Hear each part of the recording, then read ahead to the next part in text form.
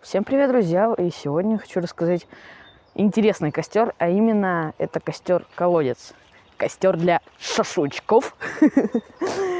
Костер для шашлычков, так как он быстро дает много углей, и его легко разводить. Прям легко. Да и, и не требует больших затрат времени, ресурсов и так далее. Вы на канале Башкаш Кота. Меня зовут Глеб. Поехали! Ой! Опа, а я словил, вот я словил.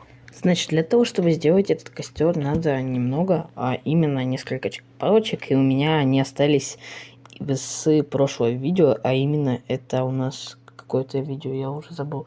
Это видео с самым подачным костром, он самоподачивается. Да, мы сделаем тут обычный костерок, там из палок домик, можно так сказать. Ну, короче, вы потом увидите эту конструкцию, она довольно легкая. В его розжиге с помощью бересты, смолы или розжига ничего сложного нет, поэтому, собственно, заостряться на этом костре не буду.